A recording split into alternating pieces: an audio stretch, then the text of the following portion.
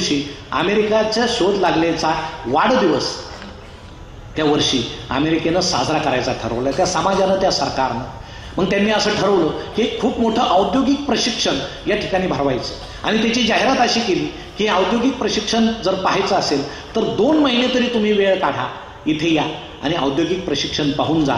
तुम्ही एकदा हे पाहिलं, मन लावून पाहिलं की तुम्हाला पुन्हा कुठल्याही शाळा कॉलेजमध्ये जाण्याची गरज पडणार नाही, कारण अश्मयुगापासून मानवाची प्रगती कशी झाली असं आम्ही या औद्योगिक प्रशिक्षणामध्ये दाखवणार आहोत. त्या ठिकाणी 13 परिसंवाद ठेवायचे ठरले. त्यामध्ये शिक्षण, कायदा, कला, बालमजुरी, स्त्रियांचे प्रश्न असे वेगवेगळे विषयावर 13 परिसंवाद ठरले. आणि बॉनी नावाचा, चार्ल्स कार्लस बॉनी नावाचा एक विचारवंत असं म्हटला, यामध्ये आपण धर्मपरिषद ठेवू.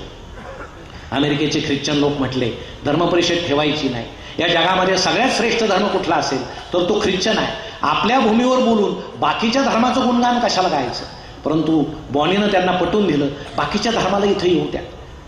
या जगामध्ये सगळ्या धर्माचा उदय हा मानवाच्या कल्याणासाठी झालेला आहे आणि सगळ्यात जास्त रक्तपात हा धर्मामुळेच झालेला आहे. सगळ्या धर्माला, प्रमुख धर्मांना, पंथांना इथं येऊ द्या, त्यांना त्यांचं बेसिक सांगू द्या, त्यांचं सूत्र सांगू द्या. या जगामध्ये जे संकट येत आहेत, प्रश्न उद्भवत आहेत, हे सोडवण्यासाठी तुमचा धर्म काय करतो हे त्या धर्मपंडितांना सांगू द्या. आपण इथं धर्मपरिषद घेऊ. त्यानं त्यांच्या सगळं गळे उतरवलं. 3 वर्ष बॉनी त्या धर्मपरिषदेची, त्या औद्योगिक प्रशिक्षणाची तयारी करत होता. 3 वर्ष. त्या ठिकाणी मिशिगन नावाचं एक सरोवर होतं, त्याच्या काठी जवळजवळ 600 एकर जमीन झुडपं वगैरे कापून दलदल नीट करून त्या ठिकाणी स्वच्छ करण्यात आली. 67 इमारती उभारण्यात आल्या की ज्याला अनेक मजले होते. रात्रंदिवस 17,000 मजूर राबत होते काम करताना. त्यातले 700 जखमी झाले, 18 मृत्यू झाला. परंतु इतकी जोरात त्या प्रशिक्षणाची तयारी सुरू होती. मग 3 वर्ष त्या बॉनीनं सगळ्या देशामध्ये पत्र पाठवले.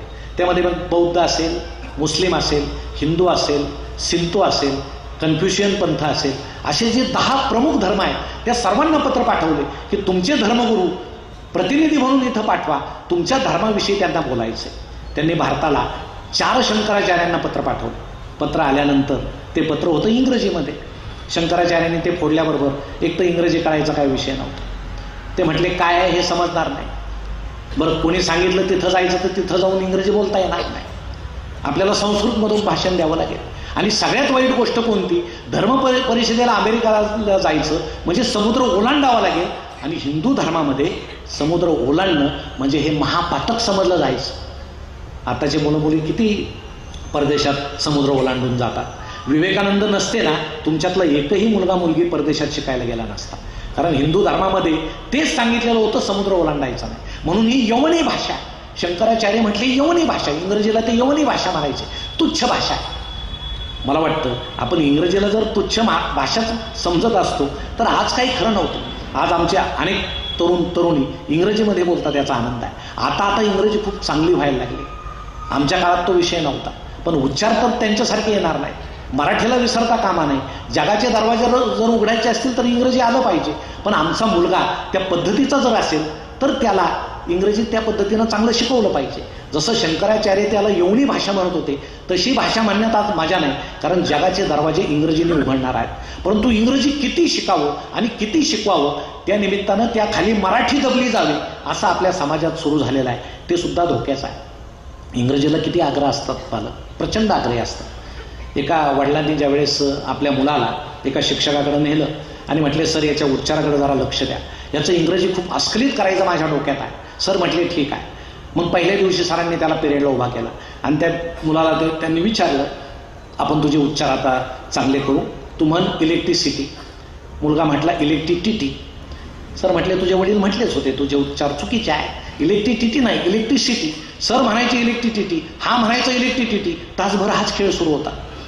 तास संपल्यावर सर त्याच्या नादानं इलेक्ट्रिसिटी म्हणायला लागली. संध्याकाळी त्याचे वडील भेटले. म्हणे तुमच्या मुलाचं काय खरं नाही. म्हणे काय झालं, त्याचे उच्चार सुधारतील असं मला वाटत नाही. म्हणे झालं काय सर. म्हणे तो इलेक्ट्रिसिटीला इलेक्ट्रिसिटीच म्हणतो, अजून त्याला नीट म्हणता येत नाही. वडील म्हटले जाऊ द्या सर, माफ करा त्याला, त्याच्या बुद्धीची कॅपॅसिटीच तेवढी आहे. सरांना धक्काच बसला. मुलगा इलेक्ट्रिसिटीला इलेक्ट्रिसिटी म्हणतो, त्याचे वडील कॅपॅसिटीला कॅपॅसिटी म्हणतात. म्हणजे यांच्या घरात टीटीचे इंजेक्शन जास्त दिलेले दिसतात. दुसऱ्या दिवशी सर शाळेमध्ये निघाले, आजोबा ओट्यावर बसलेले होते. आजोबांनी नमस्कार घातला. सर म्हटले, तुमच्या कुटुंबाचं मला फार गंमतच वाटते. म्हणे काय झालं? म्हणे तुमचा नातू इलेक्ट्रिसिटीला इलेक्ट्रिसिटी म्हणतो, त्याचे वडील कॅपॅसिटीला कॅपॅसिटी म्हणतात. आजोबा म्हणाले, सर इकडे आहे. सरांच्या कानात आजोबा म्हणाले, सर आहे ते बरं आहे, कृपया या प्रकाराची पब्लिसिटी कुठं करू नका. आपलं इंग्रजी इतकं सुरेख आहे आणि त्या खाली आमची मराठी दबून गेलेली आहे. परंतु मित्रांनो, तुम्हाला आश्चर्य वाटेल, स्वामी विवेकानंदांना फ्रेंच, इंग्रजी, मराठी अशा सगळ्या भाषा, बंगाली तर यायची, ते मूळ बंगालीच होते, अस्खलितपणे येत होत्या. परंतु या शंकराचार्यानं ते एक पत्र टोपलीमध्ये टाकून दिलं, आपल्याला नाही जायचं, हिंदू धर्माचं कोणी तिथं जायचं नाही. मग बॉनीला चिंता पडली की कोण हिंदू धर्माचं बोलावं. मग त्यावेळी हिंदूचे एक संपादक होते, GS नायर म्हणून, तुम्ही आमच्याकडे या प्रतिनिधी म्हणून, असं बॉनीनं विनंती केली. त्यांचं हिंदू नावाचं एक खूप प्रसिद्ध असं दैनिक होतं. त्यात त्यांनी एक छोटीशी जाहिरात छापली आणि स्वामी विवेकानंद तोपर्यंत उत्तरेकडून दक्षिणेकडे फिरत फिरत निघाले होते. अनेक गावामध्ये संन्याशी म्हणून ते फिरले. मिळाली गाडी तर गाडीत बसायचं, नाहीतर पायी चालायचं. कुणी आगगाडीचं तिकीट काढून दिलं तरी जायचं. खायला काय असेल तर ठीक, राहायला घर असेल तर ठीक, नाही तर धर्मशाळेत मुक्काम करायचा. जे असेल ते संन्याशी म्हणून आपण शाकाहार, मांसाहार जे दिलं जाईल त्यानं पोट भरायचं. कारण आपल्याला संन्याशी व्हायचंय ते भारतातली गरिबी दूर करण्यासाठी. अनेक झोपड्यांमध्ये ते गेले, गरिबी त्यांनी पाहिली, त्यांचं हृदय द्रवलं.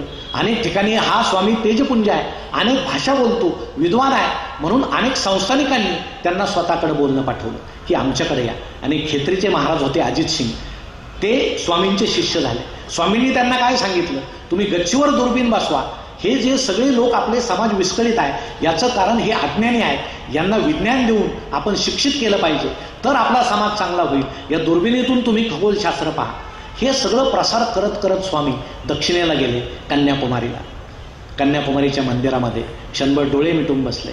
त्यांच्या डोळ्यात पाणी तरळलं की मी कन्याकुमारीला आलोय ते सगळ्या भारताचं दुर्दैव, कमनशीबपणा, दारिद्र्य पाहून आलोय. हे कसं दूर करायचं? भारताचं अध्यात्म आपण परदेशात दिलं पाहिजे आणि त्यांचं विज्ञान आपण आपल्या भारतात आणलं पाहिजे, त्याच्याशिवाय समाज सुधारणार नाही. असे अनेक विचार त्यांच्या मनात आले. ते उठले, बाहेर आले. तुम्ही जर कन्याकुमारीला गेला असाल तर दूरवर एक साधारणतः अर्धा ते 1 मैलाच्या अंतरावर तुम्हाला सध्या स्वामी विवेकानंदांचं स्मारक दिसेल. त्यावेळेस ते स्मारक नव्हतं, तो खडक होता. त्या खडकावर जाऊन आपण ध्यानस्थ बसावं असं स्वामी विवेकानंदांनी ठरवलं. नावाड्याला विचारलं, मला तिथपर्यंत सोडता का? नावडी म्हटले नाही. कुणी 2 आणे मागितले, कुणी 5 आणे मागितले. माझ्याकडे पैसे नाही, मी संन्याशी आहे. कुणी नावाडी यायला तयार होईना. पाहिलं आणि त्या तरुण स्वामी विवेकानंदांनी पाण्यामध्ये सूर मारला आणि पोहत पोहत मैलभर असलेल्या त्या खडकापर्यंत ते पोहोचले. लोकांना भीती वाटली. हे 3 समुद्र एकत्र आलेले या ठिकाणी अनेक शार्क मासे आहेत, अनेक विषारी जलचर आहेत. अशा वेळेस हा तरुण वेडा आहे का? तिथं गेला. पोहत पोहत स्वामी तिथं गेले, खडकावर बसले. 3 दिवस स्वामी ध्यानस्थ बसलेले होते. मनामध्ये कन्याकुमारीच्या देवीचं त्या ठिकाणी स्मरण होतं. चिंता मात्र भारताची होती. आणि 3 दिवसानंतर त्यांनी ठरवलं की आपलं संपूर्ण आयुष्य आपण भारतातील दरिद्री आणि गरिबी दूर करण्यासाठी घालवायचं. त्यांनी पत्रामध्ये आपल्या संन्याशांना सांगितलं, गावोगाव नुसते फिरू नका, भीक मागत फिरू नका, लोकांना ज्ञान द्या. पारावर शेतकरी बसले असतील त्यांना नकाशा दाखवा की अरे बाबांनो, भारत सोडून या जगामध्ये दुसरे देश आहेत. त्यावेळेस लोक इतके अडाणी होते की दुसरे देश आहेत, या जगात दुसरं कोणी आहे, पृथ्वी गोल आहे हे सुद्धा त्यांना लवकर पटत नव्हतं. मॅजिक लॅटर्न द्या, त्यांना सांगा पृथ्वी गोल आहे असं ज्ञान त्यांना द्या. आपल्या झोळीमध्ये शिक्षणाचं साहित्य असू द्या. मुलगा जर आपल्यापर्यंत येत नसेल तर आपण मुलापर्यंत जा, झोपडीमध्ये जा, मुलाला शिकवा. त्यांनी संन्याशाला सांगितलं. त्याच्याशिवाय या आपल्या भारताची दैन्यावस्था दूर होणार नाही. म्हणजे त्यावेळेचे खरे शिक्षण तज्ज्ञ, खरे शिक्षण प्रसारक जे असतील तर ते स्वामी विवेकानंद असतील. खरा शिक्षणाचा पाया हा स्वामी विवेकानंदांनी त्या काळात घातलेला. नाहीतर आपले लोक प्रचंड अज्ञ होते. अहो, पहिली रेल्वे जर यायची, इंग्रजांनी ती पहिली रेल्वे काढली तर दोन्ही बाजूला आपले लोक घाबरत घाबरत उभे होते की आता हे काय सुरू झालंय. आणि रेल्वे आपोआप आल्याबरोबर ते घाबरून दूर पळायला लागले आणि एकच वाक्य बोलायला लागले, इंग्रजांनी बिनबैलाची गाडी कशी काढली. कारण बैलाशिवाय गाडी उडूच जाऊ शकत नाही. हे त्यांना हे आपोआप चालतंय कसं, इतके आपले लोक अज्ञ होते. म्हणजे इंग्रजांनी आपल्यावर अत्याचार जरी केलेले असले, जुलूम जरी केलेला असला तरी इंग्रजांनी ज्या काही थोड्या चांगल्या गोष्टी आपल्याला दिल्या त्यामध्ये रेल्वे आहे, पोस्ट खाताय आणि प्रशासन आहे, यामुळे निदान आपण सुधारलो तरी, आपला वेश सुधारला. नाहीतर आपले लोक कसा वेश पूर्वी घालायचे, आता सगळ्यांचे चांगले वेश आहे, पण आता मला वाटतं पुन्हा आपण आदिमानव काळाकडे हळूहळू वाटचाल करत आहोत अशी शंका याला जागा आहे. कारण पूर्वी काय आपले आदिमानव जंगलामध्ये कपडे घालत नव्हते, घालायची गरज नव्हती, लज्जा नावाचा विषय नव्हता. मग एकाला दोघं भेटले, त्यांना वाटलं अरे आपल्या अंगावर काहीतरी पाहिजे, मग ते झाडाच्या वलकलाचे वस्त्र तयार केले, झाडाचे पानाचं वस्त्र तयार केलं, आणि मग ते वस्त्र घालता घालता हळूहळू सगळे एकत्र यायला लागले. नदी पाहून गावं बसले, मग लोकांना कपड्याची गरज वाटायला लागली. मग कपडे विकसित होत होत होत आज आपल्यापर्यंत चांगली अवस्था आहे आपल्यापर्यंत. आता पुन्हा मला वाटतं आपण आदिमानव काळाकडे वाटचाल सुरू केली आहे असं वाटतंय. कारण आम्ही लहान असताना किंवा तुम्ही सुद्धा लहान असताना, काय तुम्ही आता खूप दिवस झाले नाही लहान असतानाचे, परंतु ज्यावेळेस ताईच्या इथला कुठं फ्रॉक फाटला तर आई सांगायची बाळ तसं जाऊ नको, सर तुला हसतील, मुलं तुला हसतील. किंवा मुलाचे आता त्यावेळेस तर आमच्या अनेक मित्रांना आठवत असेल, शाळेचा ड्रेस म्हणजे ते हाफ पॅन्टी असायच्या, टी व्हीसारखे मोठमोठाले ठिगळं त्याच्यावर असायचे, गरिबीची लाज वाटत नसायची. हे सॅक वगैरे आत्ता नंतर आल्या, त्यावेळेस सुफला युरियाच्या गोण्यामध्ये दप्तर असायचं, म्हणजे आम्ही त्या खताचे ब्रँड ॲम्बॅसिडर होतो त्यावेळेस. असं ते सगळं असायचं, पण फार सकस होतं, सगळं छान होतं. मोबाईल नसल्यामुळं सगळे एकमेकाशी बोलायचे, गप्पा मारायचे, एकमेकाची गरज त्यांना वाटायची. आभासी जगात कोणी वावरत नव्हतं, परंतु आई सांगायची फाटलेला कपडा असला की शाळेत जायचा नाही, कारण कपडे फाटले की त्या काळामध्ये प्रतिष्ठा जायची. पण आता हळूहळू सगळं बदलत चाललंय. तुम्हाला सांगण्यात काय अर्थ आहे की नाही मला माहीत नाही, पण आता चांगली पॅन्ट 1000ला आहे, फाटलेली 2000ला आहे. ती शिवून फाडतात की फाडून शिवतात ते कळायला काय मार्ग नाही, पण आहे. मी परवा पुण्याला एका कॉलेजवर गेलो गॅदरिंगला, समोरून एक तरुणींचं टोळकं येताना दिसलं, उद्ध्वस्त झाल्यासारखे दिसत होते. कुणाचं इथं फाटलंय, कुणाचं इथं फाटलं, कुणाच्या पॅन्टीत गोळ्या शिरल्यात. म्हणजे एखाद्या खेड्यातला माणूस म्हणेल किती गरिबीत शिकता येते. हे सगळं टीव्हीतलं पाहायचं आणि अनुकरण करायचं, सिनेमातलं पाहायचं आणि अनुकरण करायचं. अहो त्यांना निर्माते कपडे देतो, त्यांना कपडे देतो आणि पैसे देतो, इथं पैसे घालून तसे कपडे घ्यायचे आणि कुत्री मागून घ्यायची, असा आमचा सगळा प्रकार आहे. आम्हाला जे चांगलं दिसेल, मला वाटतं या प्रवरानगरच्या आसपास असं कॉलेजमध्ये कुठेही नसेल याची मला खात्री आहे, म्हणून इथं बोलण्याचं धाडस मी केलं. बरोबर आहे, हे बरोबर आहे. कारण संस्कार असतो, कुणीतरी समाज, कुणीतरी संस्था आपल्यावर संस्कार करत असते. तुम्ही म्हणाल आता हे कोणी बोलवलं यांना, हे आता काही सांगायला लागले, पण मित्रांनो त्याच्याशी प्रतिष्ठा जी निगडीत होती तो काळ होता. म्हणून त्यावेळेचा जो दरिद्री भारत आहे तो सुधारायचा कसा याची विवेकानंदांना चिंता होती. आणि ते परत येता येता मद्रासमध्ये आले आणि त्यांनी ती बातमी वाचली हिंदू पेपरमध्ये की अमेरिकेमध्ये सर्व धर्म परिषद होणार आहे.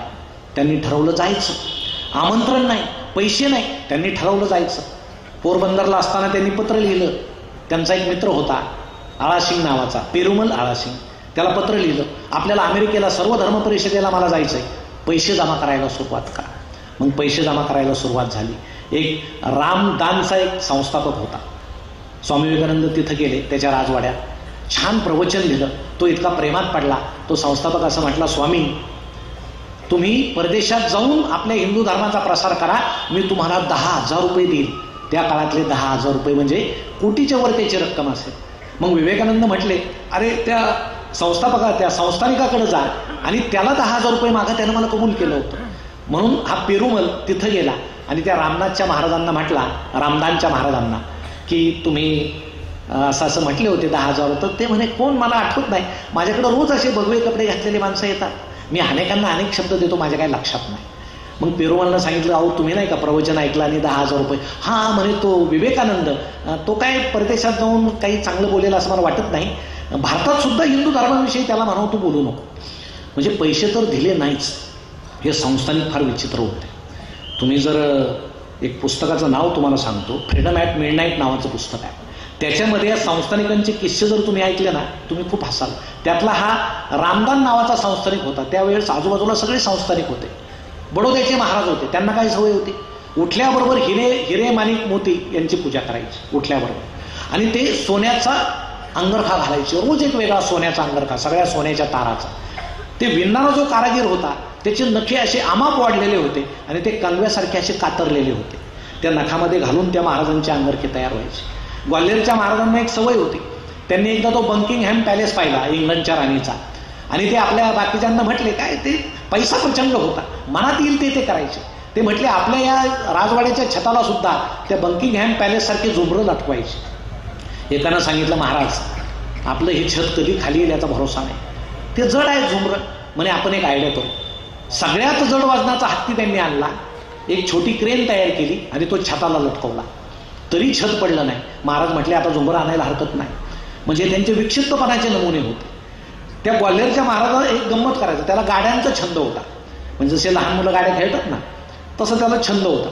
मग त्यानं काय केलं होतं, त्याच्या त्या दिवाणखान्यापासून मुदपाक खाण्यापर्यंत म्हणजे किचनपर्यंत असे भिंतीला बोगदे करून एक 250 फुटाचे रूळ टाकलेले होते, चांदीचे रूळ. लोखंडी टेबल होते, त्यावर चांदीचे रूळ होते आणि त्यावर छोटी रेल्वे होती अशी डब्याची. मग त्या मुदपाक खाण्यात काय करायचे आचारी, प्रत्येक डब्यात काहीतरी पदार्थ भरायचे आणि महाराज ते रिमोट म्हणजे त्यावेळेस ते कळ म्हणायचे, कळ दाबायला बसायचे. मग ती रेल्वे यायची पावड्याला वाढत वाढत वाढत, कुणाला काय गुलाबजामू लागले लगेच कळ दाबायचे, ते डाबा तिथं थांबायचं आणि घ्या त्याच्यातून. छंदच होता त्यांना. एकदा त्यांनी नामदार व्हाईसराय जेवायला बोलवले, अनेक अधिकारी आले, इंग्रज अधिकारी त्या टेबला भोवती बसले. हे ग्वाल्हेरचे महाराज काळा दाबायला होते आणि त्या दिवशी काय बिघाड झाला समजलं नाही. रेल्वेची सुसाट निघाली, म्हणजे काय काय झालं असेल, त्या सगळ्या भाज्या अंगावर, मांस अंगावर, सगळा धिगाणा तिथं होऊन गेला. रेल्वे थांबायलाच तयार नाही. मला वाटतं भारतीय रेल्वेचा म्हणजे इतिहासातली ही सगळ्यात मोठी दुर्घटना असावी असे ते ग्वाल्हेरचे महाराज. तरी पण त्यांना मजा वाटायची ते करताना. तुम्हाला अजून एक महाराज सांगतो, नाव मला नीटचं आठवत नाही, विनाकारण मी घेत नाही, पण त्यांना उठल्याबरोबर गायीचं दर्शन घेण्याची सवय होती. गाय पाहिल्याशिवाय पुढचं काही करायचं नाही. आणि ते एका नवाबाच्या इथं गेले मुक्कामाला दुसऱ्या संस्थानिकाकडं, आणि वरच्या मजल्यावर त्यांच्या मुक्कामाची सोय होती. आणि नवाबाला असं समजलं की महाराज उठल्याबरोबर डोळ्यासमोर त्यांच्या गाय पाहिजे. यानं काय केलं, पुन्हा एक कसली तरी क्रेन तयार करून ती गाय लटकावली दुसऱ्या मजल्यावरच्या खिडकीत नेली. ती गाय इतक्या मोठ्यानं हमरायला लागली की सगळे खडबडून जागे झाले. महाराज उठले आणि त्यांना गाय दिसली. म्हणजे हे सगळे विक्षिप्त होते. काल परवा तुम्हाला ते जो 7वा नवाब आहे, अहो ज्यावेळेस हे संस्थानिक खालसा केले, वल्लभभाई पटेल त्यावेळेस गृहमंत्री होते, सगळे संस्थानं त्यांनी खालसा केले. त्या हैदराबादच्या निजामाची संपत्ती इतकी होती, असं म्हणतात ते हिरे माणिक मोती जर पसरवले असते तर मुंबईचे सगळे फुटपाथ त्यानं भरले असते. त्याच्याकडे एक जेकब नावाचा हिरा होता, सगळ्यात महागडा हिरा. तो त्याच्या वडिलांच्या चपलाच्या कपाटात त्याला सापडला होता, जेकब नावाचा हिरा. तो हिरा तो ठेवायचा, पण तो नवाब इतका गमतीशीर होता की स्वतः तो फाटक्या स्लीपर घालायचा, फाटके कपडे घालायचा, कुणी पाहुणे आणून थोटूक टाकून दिलेलं ते ओढायचा. म्हणजे हे सगळे विक्षिप्त संस्थानिक. त्यामध्ये हा रामदानचा संस्थानिक होता, म्हणून त्यानं 10,000 रुपये द्यायला नकार दिला. आता पैसे आणायचे कुठून, आपल्याला अमेरिकेला तर जायचं. आणि हे स्वामी विवेकानंद चिंतेत असताना त्यांना हैदराबादच्या नवाबाचा मेहुणा सर बहादूर शाह भेटला. त्यानं कुराण वाचलेलं होतं, बायबल वाचलेलं होतं आणि सगळ्या धर्माविषयी त्याला प्रेम होतं. तो म्हटलं एक काम करा, हैदराबादमध्ये चला आणि एक व्याख्यान द्या की तुम्ही अमेरिकेला का चाललाय, त्यातून आपल्याला पैसे जमा होतील. मग स्वामी विवेकानंद हैदराबादला गेले. छान व्याख्यान झालं. वक्तृत्व त्यांचं पहिल्यापासून प्रचंड प्रभुत्व त्यावर होतं, सगळ्या भाषांवर प्रभुत्व होतं, प्रचंड विषयांचा अभ्यास होता, कारण वाचन दांडगं होतं. आणि मग ते भाषण सगळ्यांना आवडल्यानंतर पैसे जमा करायला सुरुवात झाली. गरिबांनी सुद्धा त्यांना पैसे दिले. ग्वाल्हेरच्या महाराजांनी 3,000 रुपये दिले. त्या नवाबाच्या मेहुण्यानं 1,000 रुपये दिले. नंतर विवेकानंद पेरुमलला म्हटले काय, ते म्हटले यानं काय आपलं अमेरिकेला जाणं होणार नाही. आणि विवेकानंद खट्टू झाले की आपल्याला समुद्र ओलांडून जायचंय. कशासाठी जायचंय, आपला हिंदू धर्म तिकडे सांगायचा आहे, त्याच्याशिवाय आपला समाज सुधारणार नाही. आता काय केलं पाहिजे या चिंतेत असतानाच त्याचे जे शिष्य आहेत अजित सिंग खेत्रीचे महाराज, त्याचं एक दूत त्यांना भेटायला आला. म्हणे महाराज अजित सिंगाचे आमच्या महाराजाचे सगळे दूत तुम्हाला शोधताय. म्हणे झालं काय, म्हणे तुम्ही त्यावेळेस नव्हता का आशीर्वाद दिला. मग विवेकानंदांना आठवलं अजित सिंगांच्या दरबारात एकदा असं झालं होतं की ते निघताना सगळा दरबार उभा राहिला आणि ते खेत्रीचे महाराज असं म्हटले, स्वामी मला 2च मुली आहेत, मला 3रा मुलगा हवाय आणि तो मुलगा होईल असा आशीर्वाद तुम्ही द्या. स्वामींचा अशा गोष्टीवर अजिबात विश्वास नव्हता, पण सगळा दरबार टाळ्या वाजवायला लागला आणि स्वामी मनामध्ये मिस्किल हसले आणि हात वर केला, तथास्तु मुलगाच होईल. योगायोगानं मुलगाच झाला. म्हणून तो दूत म्हटला, स्वामी तुम्ही आशीर्वाद दिला आणि महाराजांना मुलगा झाला, हत्तीवरून साखर वाटली जाते, सगळं राज्य आनंदात आहे, सगळे दूत तुम्हाला शोधत फिरतायत, माझं नशीब किती मोठं, मी तुमचा शोध लावला, तुमच्या हस्ते मुलाचं बारसं करायचंय, महाराजांनी तुम्हाला बोलवलंय. स्वामी विवेकानंद तिथं गेले, मनामध्ये हसत होते की मी सहज म्हटलं योगायोग किती मोठा आहे. विवेकानंद अमेरिकेला पोहोचले, त्यामध्ये अनेक योगायोग आहेत, त्यामध्ये हा योगायोग आहे. आणि मग ते अजित सिंग त्यांना म्हटले, अमेरिकेला जाण्याची चिंता करू नका, तुमचं सगळं बोटीचं जहाजाचं तिकिटापासून तुम्हाला खर्चायला पैसे देण्यापर्यंत सगळी सोय मी करणार आहे, त्याची काळजी तुम्ही करू नका. अशा पद्धतीनं विवेकानंदांचा अमेरिकेला जायचा मार्ग खुला झाला. ते बाहेर आले आणि अजित सिंगांनी त्यांना बाजूला घेऊन विचारलं, स्वामी तुम्ही एवढे छान बोलता, सगळ्या गोष्टी करता, पण मला जाणवतं की तुमच्या बोलण्यामध्ये कुठेतरी दुःख आहे, तुमच्या हृदयात कुठेतरी दुःख आहे, मला सांगा काय.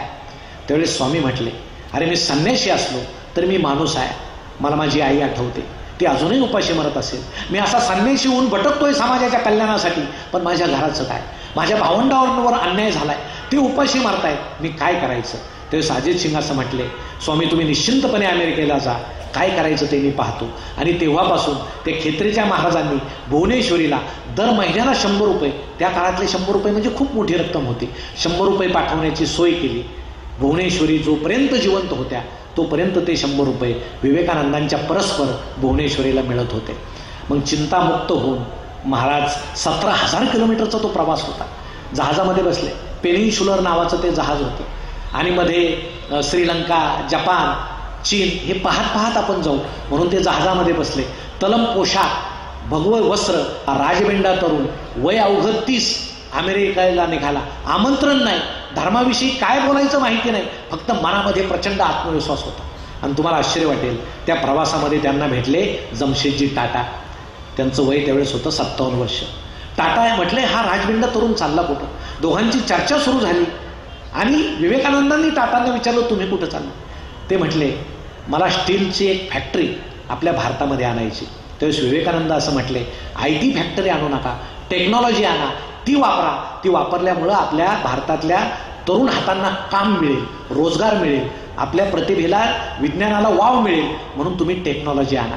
57 वर्षाचे जमशेदजी टाटा हा 30 वर्षाचा तरुण त्यांना त्या ठिकाणी उपदेश करतोय. पुढं झालंय तसंच. अमेरिकेतून ती टेक्नॉलॉजी आणून जमशेदजी टाटाने खूप मोठा कारखाना त्या ठिकाणी स्टील उभा केला पहिला. आणि विवेकानंदांना त्यावेळेस त्यांनी ते पत्र लिहिलंय की तुम्ही जो उपदेश केला तो माझ्या कामी आला. नंतर हळूहळू चीन पाहिलं, जपान पाहिलं, शिलोन पाहिलं आणि तो 17,000 किलोमीटरचा प्रवास स्वामींनी 2 महिन्यामध्ये पूर्ण केला. शिकागोला उतरले. शिकागोला उतरल्याबरोबर गेले त्या कार्यालयामध्ये, जिथं धर्म परिषदेचं कार्यालय होतं तिथं गेले आणि म्हटले, मला प्रवेश हवा आहे. ते म्हटले, अरे बाबा ते कोलंबस आणि दुसरं एक सभागृह, हे वॉशिंग्टन नावाचं सभागृह, 4-4 हजार त्याची क्षमता आहे, सगळी तिकीटं गेलेली आहेत, बसायला जागा नाही, तुला बाहेर उभं राहून ऐकावं लागेल.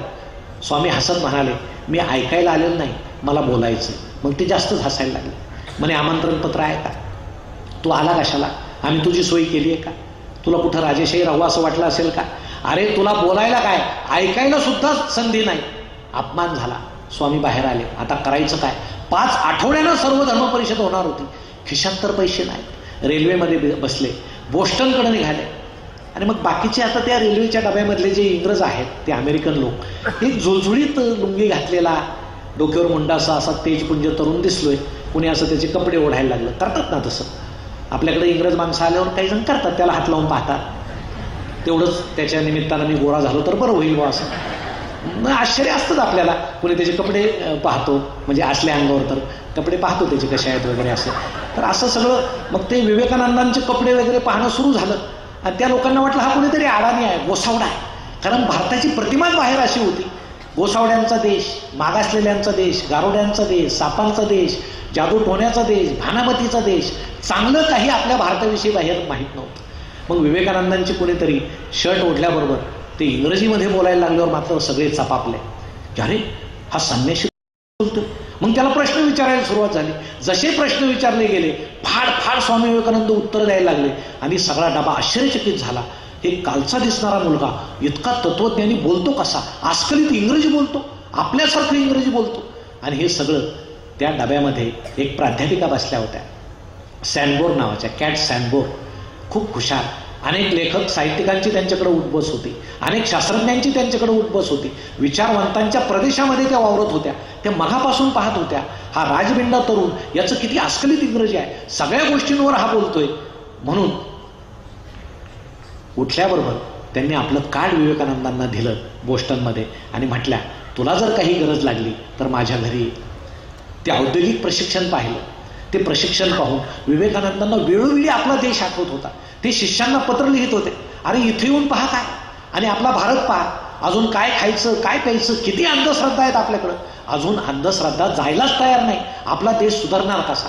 म्हणजे भगवे कपडे घालून नुसतं उच्छाद तुम्ही मांडू नका, आपल्या लोकांना विज्ञान देण्याचं काम करा.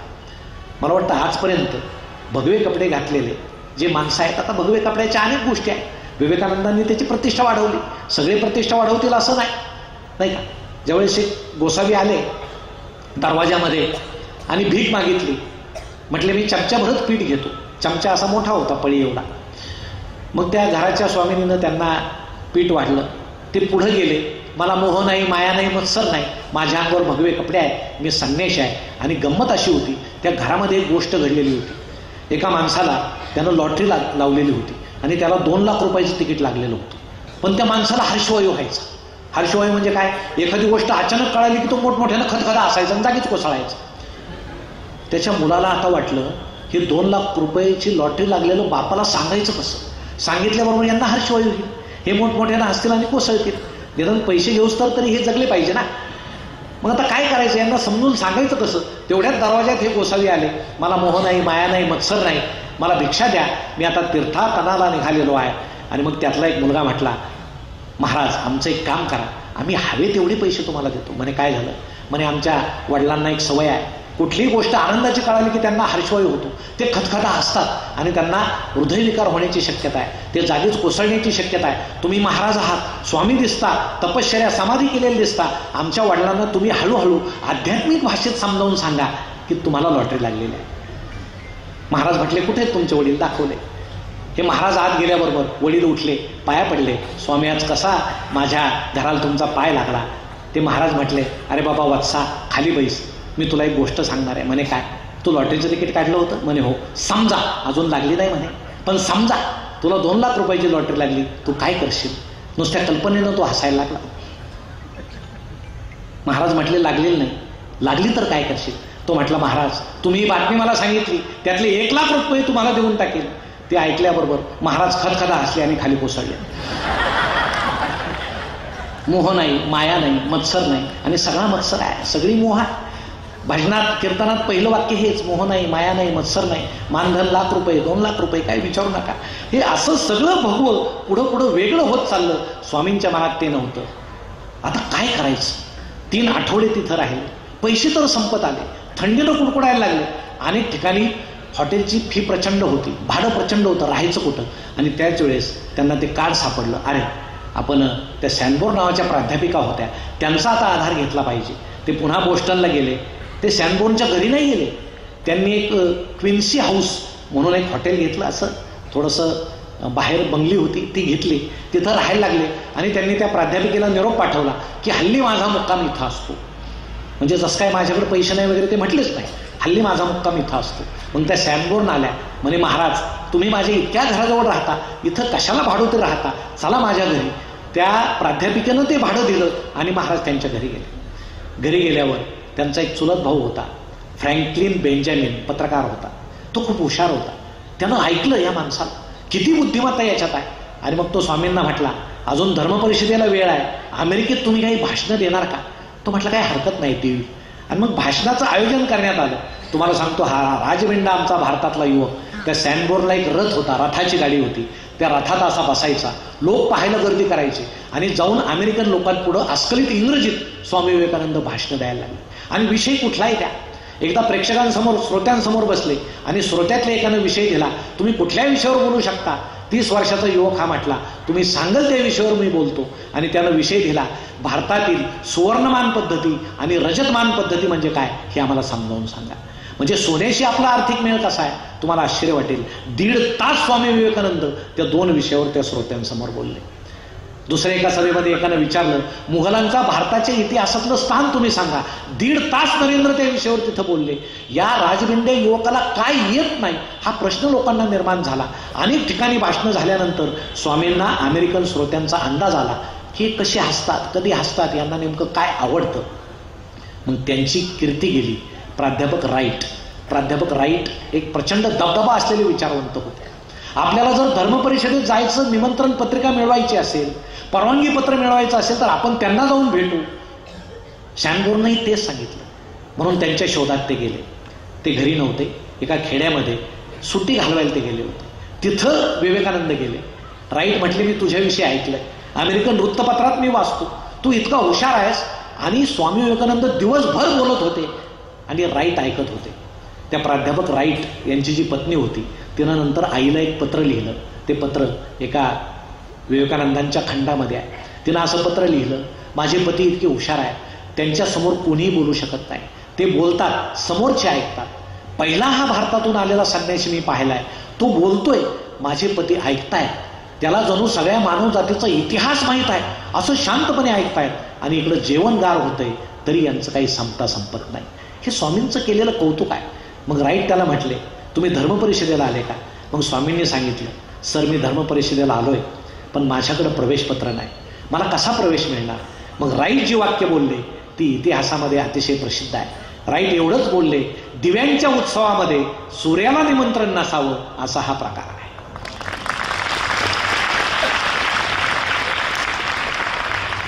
तुझी व्यवस्था मी करतो.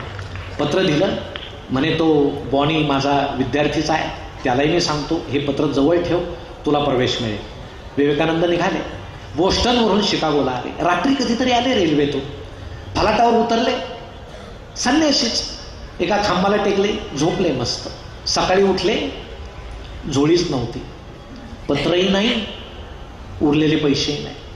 झालं. पुन्हा आता धर्मपरिषदेत जायचं कसं? सगळं फार नाट्यमय आहे. बाहेर एक कॉलनी होती स्टेशनच्या बाहेर, तिथं गेले. अशी सुबक कॉलनी होती, दोन्ही बाजूला घरं होते. एका झाडाला टेकून बसले खोडाला शांतपणे. खिडकी उघडली. एका वृद्ध स्त्रीनं बाहेर पाहिलं.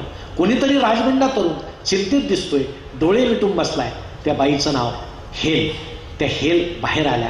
म्हटले, कुठून आलास? भारतातून. कशासाठी आला? धर्मपरिषदेसाठी. चल आत चल, आधी आंघोळ कर, जेवण कर, मग मी तुझी बाकीची व्यवस्था करते. स्वामी आत गेले, गरम पाण्यानं स्नान केलं, जेवण केलं. आणि मग त्या हेलला, ज्यांनी आयुष्यभर त्या हेलला आई मानलं, त्या आईला ते म्हणाले, माझ्याजवळ पत्र होतं पण ते हरवलं, आता मी धर्मपरिषदेत जाऊ कसा? या स्त्रीच्या हृदयाला पाझर फुटला. म्हणून स्वामी विवेकानंद नेहमी अमेरिकन स्त्रियांना खूप चांगल्या पद्धतीनं सांगतात की मला तिथल्या आईनं, मला आईच्या रूपात अनेक स्त्रिया भेटल्या आणि त्यांनी मला मदत केली, नुसते आईच्या रूपात नाही. एक तरुणी तर त्यांना असं म्हटली, तू इतके हुशार आहेस, तुम्ही इतके हुशार आहात, सुंदर आहात, आपण लग्न करू.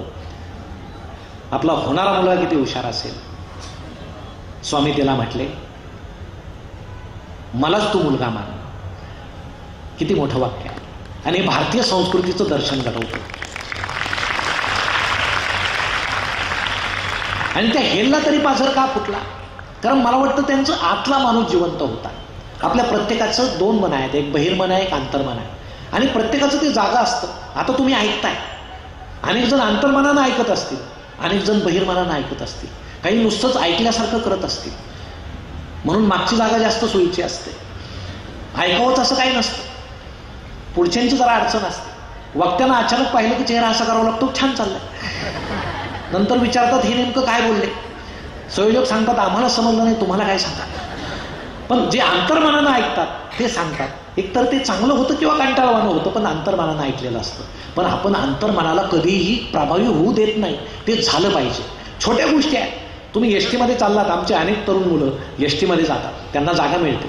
आणि एसटीमध्ये एखादी वृद्ध स्त्री उभी आहे, हेलकावे खाते.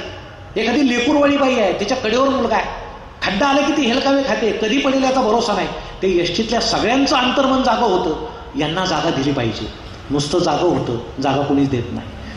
कारण बहिर्मन ते अंतर्मनाला दाबतं, अरे बाबा बसून राहा, तो देईल, तो देईल, तो देईल, कोणी देत नाही. म्हणून आम्ही आमच्या अंतर्मनाला प्रभावित होऊ देत नाही. कोणी जर जागा दिलेली असेल तर त्याचं अंतर्मन प्रभावी असं समजायला हरकत नाही. आम्ही हॉटेलमध्ये नाश्ता करत असतो, आम्ही समोर एखादं भिकाऱ्याचं पोर आलं, तर आपल्या अंतर्मनाला वाटतं याच्या चेहऱ्यावर भुकेचा सर्प वेटोळं करून बसलाय, याला आपल्यातलं काहीतरी थोडंसं दिलं पाहिजे. आपलं अंतर्मन सांगतं, पण बहिर्मन सांगतं प्रतिष्ठा जाईल, खाली पहा पण खात राहा.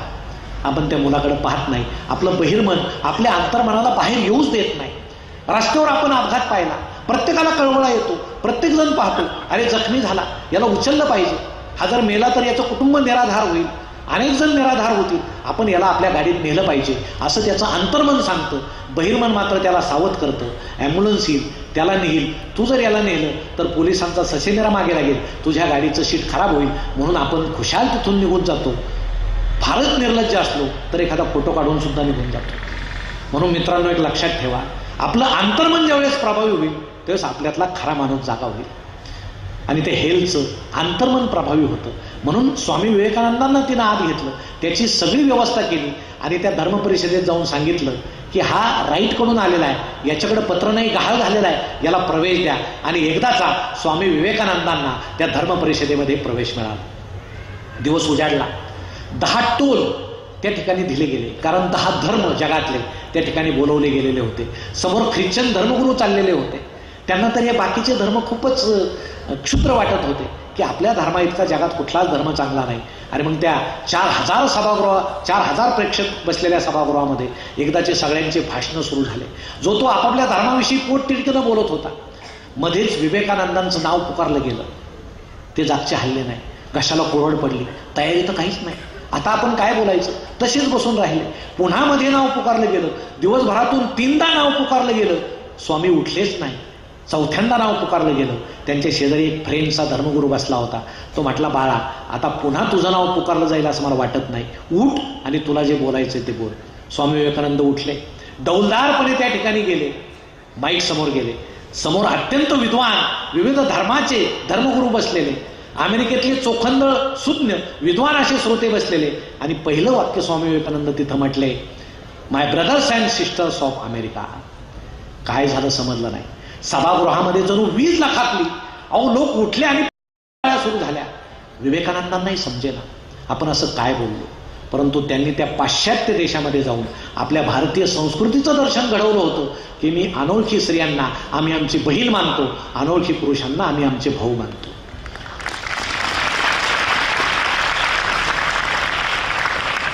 आणि हा परदेशातून आलेला एक राजबिंडा तरुण आल्याबरोबर आपल्याशी भावा बहिणीचं नातं जोडतो, ही कल्पना तिथल्या लोकांना इतकी उत्कृष्ट वाटली. कारण जंटलमॅन अँड लेडीज असं म्हणण्याची सवय असलेले तिथले बंधू आणि भगिनींनो हे शब्द ऐकल्याबरोबर स्तंभित झाले. नंतर विवेकानंद फारसं बोलले नाहीत. 5च मिनिट ते बोलले. त्यांचं सगळं भाषण 85 शब्दांचं होतं. नंतर ते असं म्हटले, सगळ्या नद्यांचे प्रवाह जसे समुद्राला जाऊन मिळतात तसं सगळे धर्म शेवटी एकाच तत्वाला जाऊन मिळतात, मानवाच्या कल्याणासाठी जाऊन मिळतात. ते बोलत राहिले, सभागृह ऐकत राहिलं. आणि ते ज्यावेळेस खाली उतरले त्यावेळेस प्रचंड लोंढा त्यांच्याकडे धावला की किती सुंदर, किती चांगलं तत्व या कालच्या तरुणानं मांडलं. अमेरिकन तरुणींचा त्याला वेढा पडला. त्यावेळेस हेल त्याच्या कानात म्हटली, तू यांच्यापासून वाचलास तरच मी तुला खरा संन्यासी समजेल, कारण इथं तसं अवघड आहे. म्हणून विवेकानंद हसले आणि म्हटले, आई ती काळजी करू नकोस, मी वैराग्य सगळं पत्करलेलं आहे, तू माझी काळजी करू नकोस. आणि पुढे सर्व धर्म परिषदेला प्रत्येक दिवशी स्वामी विवेकानंदांना संयोजकांनी उपस्थित ठेवलं. आणि कंटाळवाणं भाषण सुरू झालं की ते संयोजक सांगायचे की शेवटी आता स्वामी विवेकानंद बोलणार आहेत. सगळे लोक बसून राहायचे.